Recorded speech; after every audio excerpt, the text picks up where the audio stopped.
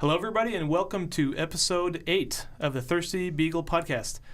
I am Nick Trigakos, author of the Thirsty Beagle blog on News OK, and I'm joined by a couple of special guests today in studio at the Apubco building, J.D. Merriweather and Blake Jerolem.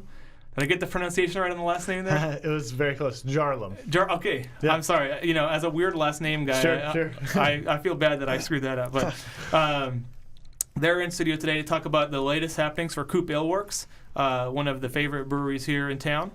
And guys, we'll just jump right in and get kicked off. You guys are the winners now back-to-back of the Beer Championship Series, my 64 beer bracket competition that we run on News OK. And last year it was Native Amber that took the title.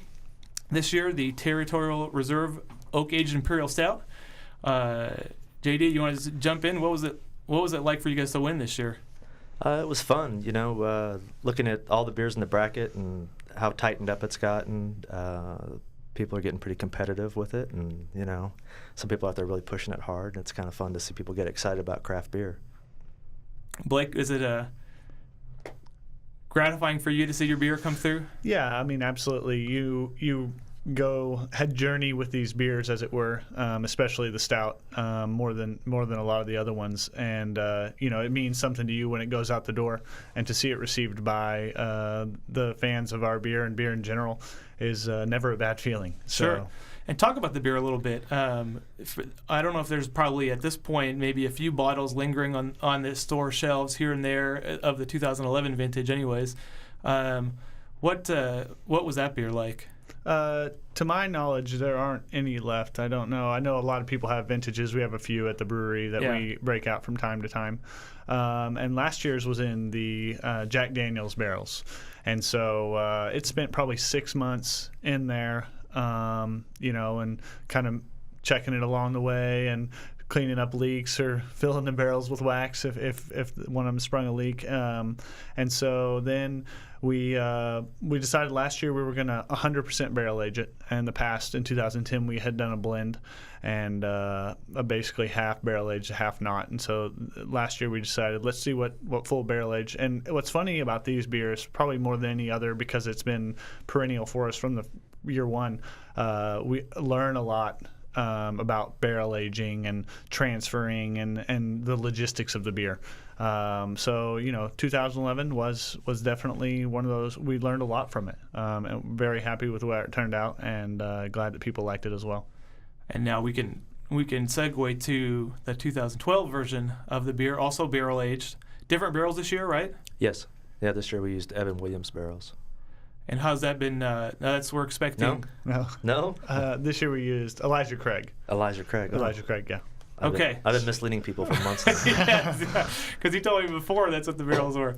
Okay, talk about the character of those barrels and what we can expect. Now, it should be out a couple weeks, month or so, give or take? We're hoping the week of the 17th is kind of what we have tentatively planned. December 17th. Yeah, December 17th.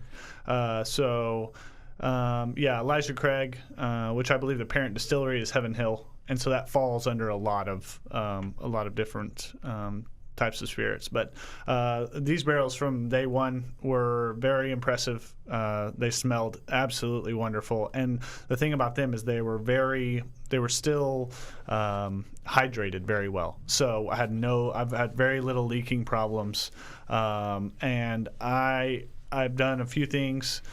We only did 3 months this year, and we are going back to sort of the 2010 half non-barrel aged, half barrel aged. But the tastings of these so far, once it's carbonated and cold and all that stuff, how most of the consumers drink it, it always changes. But up until this point, I think it's probably going to be one of our best releases of stout yet.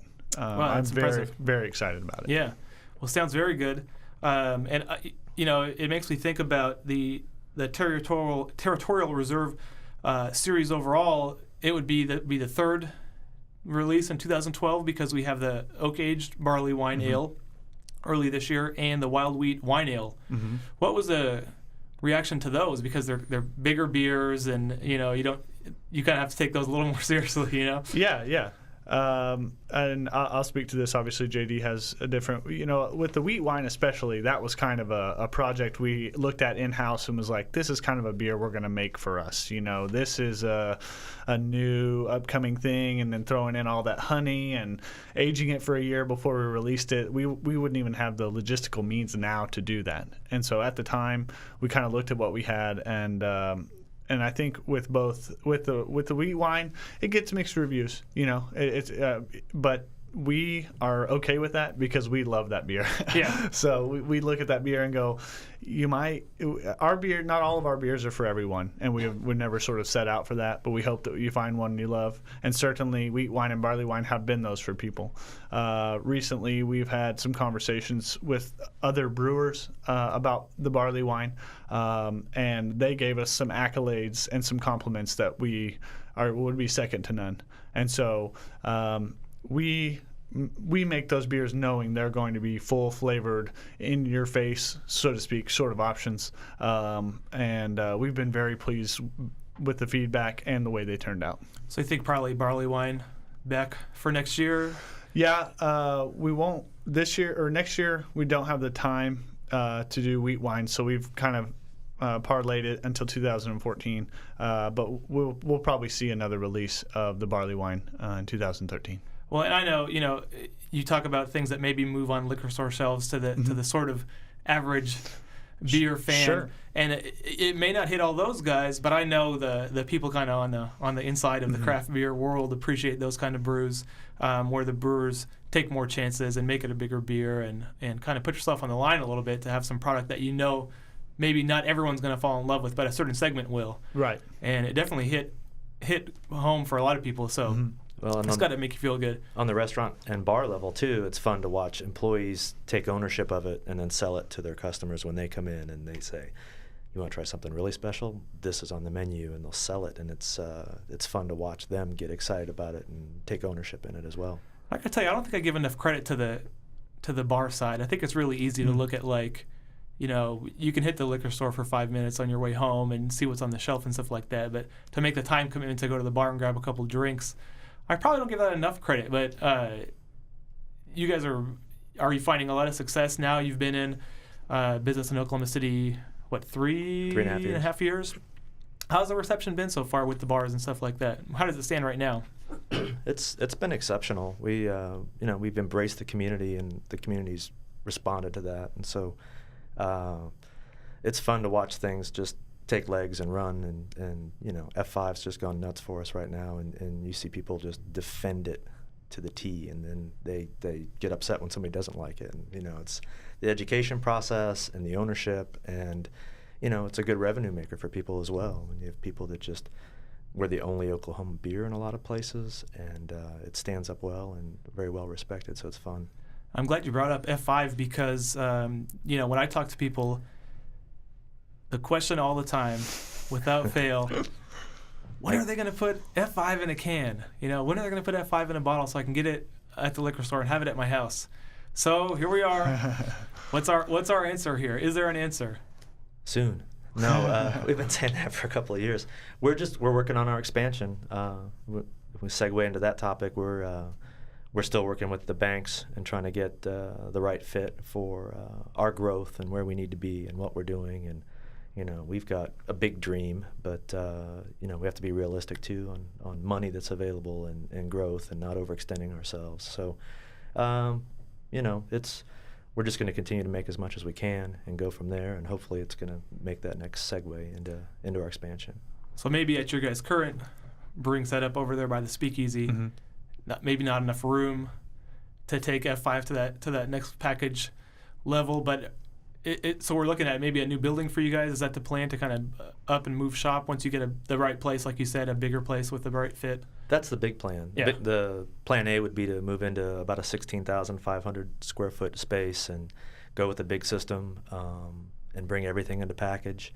Plan B would be to stay where we are and expand at that facility and make it work. But logistically, it would be a little more difficult. We're pretty tight on space and moving around that area when we get a shipment of cans in and a shipment of grain in the same week. It makes for some good logistics. So. Sure. And it's just a matter of where we are and what's going to fit. I think we can make either option work, and either option has its pros and cons, like anything.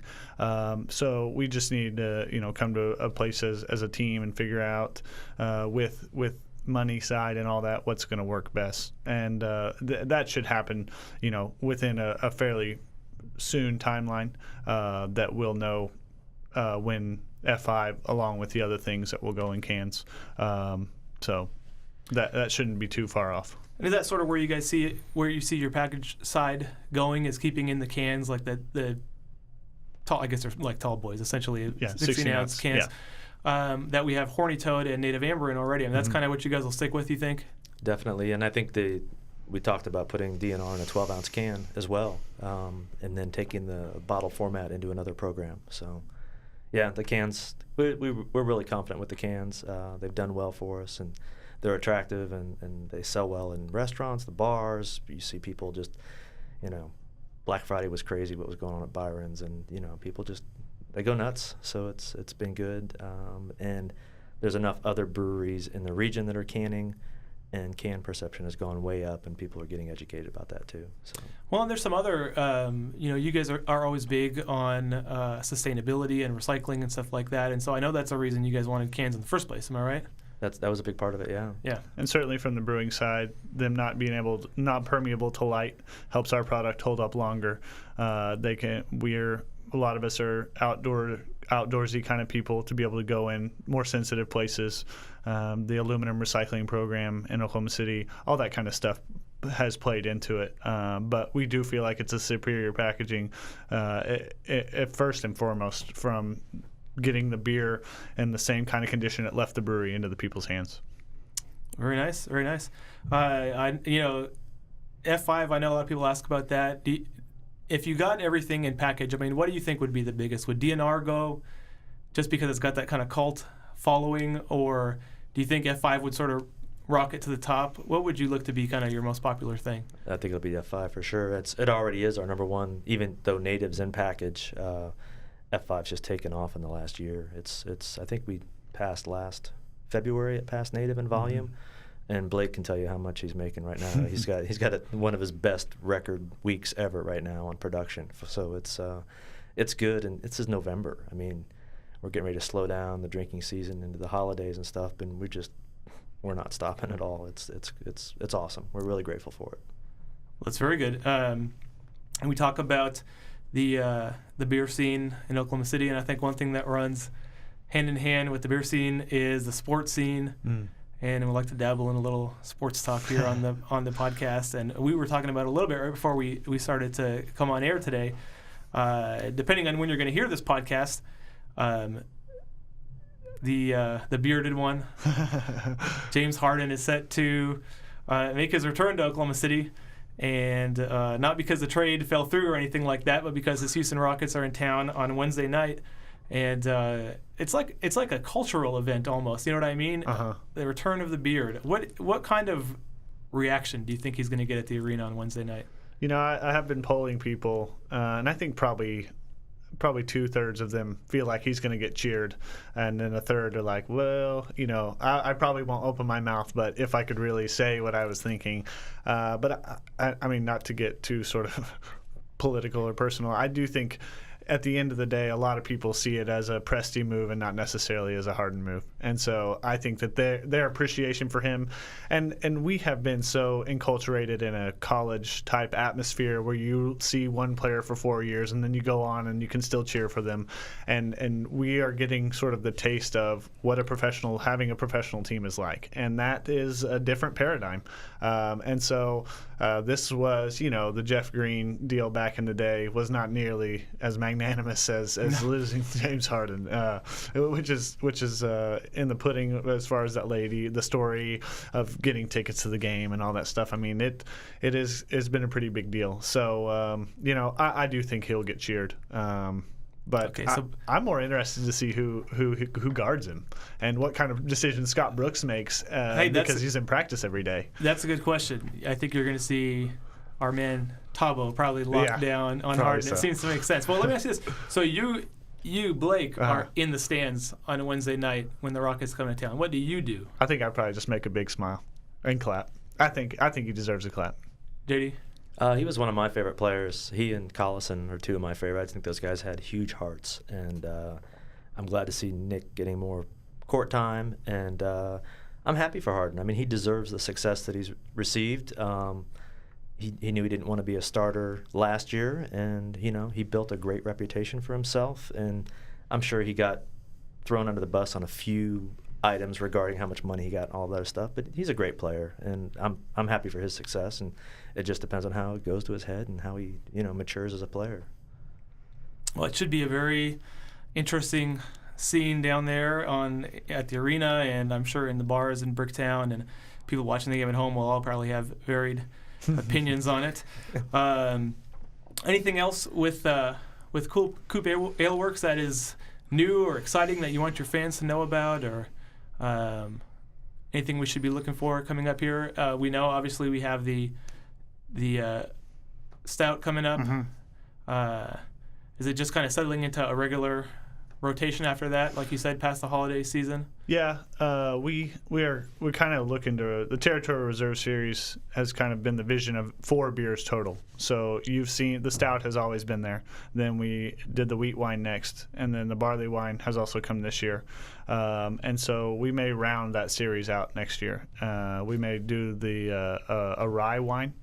And so essentially we've done the 4 brewing grains: barley, wheat, rye, and then modified barley, which would be the stout in this case. And so we're working on possibly rounding that out in 2013 as a big barrel age series, and that being kind of a seasonal, the way it moves, but not necessarily a seasonal in how it's put out. Yeah. So that may be that's something we're definitely have been kicking around, and may come out in 2013.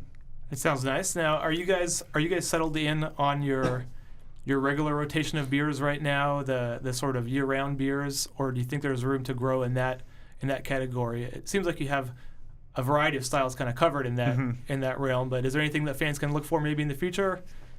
Well, I mean, the Pro-Am was real successful, and that was the Belgian Pale Ale that we did, and I mean, we've really not wanted to oversaturate our SKUs, and so I think having the opportunity to do some one-off or some specialties, another Pro-Am might be in line. I have a little tiny side project that Blake and I have been talking about. I went out about a month or so ago and picked about 100 pounds of persimmons, and might see where those go and do another, just we want to have fun, and so we all bring ideas to the table, and we've got some big opportunities coming up with other festivals and things like that in the future. So, yeah, the core will stay the core, and then I think there'll just be some other one-offs, and then the TR series. So it's good. We've got a lot of ideas, and these guys are always brewing fun stuff on the side to see, and sure. The different Firkins we've done, and the Stout Day and the IPA Day, and sadly I missed the Lambic Abad when it came out. I was out of town for that, but I mean it's that was a Halloween beer, right? Right. Yes. A sour Halloween beer. So it's fun. It's really fun, and it's and it's for us watching this market grow. And I mentioned that in our statement on the end of the competition. It's great to see the craft beer community stepping up. It's also interesting and fun to see the craft beer community's palate change. The barley wine was kind of in the sour category, and you see, I love sours. We've been drinking sours for years now, and I was not a hophead before, and I evolved into a hophead, and so, it's fun to see people embrace that and actually defend it when they're out in public, and people are, well, why would you drink that? It tastes like vinegar, and it's like, well, no, it's so it's really fun to see there be a community and see the other breweries stepping up and making different products too, and everybody kind of getting their own specialties in line. There's plenty of room for all those products too. That's what makes it awesome. Yeah. At the end of the day, we can all have different tastes, just like food preferences or whatnot. But the fact that people have an opinion and a position lets you know that they care. And for them for people to get out and say, well, that's not my preference, or how can you like that? And we get to talk shop a little bit. That's fun and exciting, and something that would have never happened 4 or 5 years ago. The responses to Stout Day, Firkins, and all that stuff, it is just continually growing, and that's a positive sign, not only for us, but I think in just general culture, the local centric kind of idea, and all of that. And we are happy to be a part of that movement, and we're very fortunate as well. It's a good time for beer in Oklahoma City, right? That's right. Definitely. Well, I tell you what, that's going to do it for us on the podcast today. I want to thank JD and Blake for joining me. You can check out my blog on News OK, the Thirsty Beagle blog, for all your latest news on the Oklahoma craft beer scene. Thanks for tuning in, and we'll catch you next time.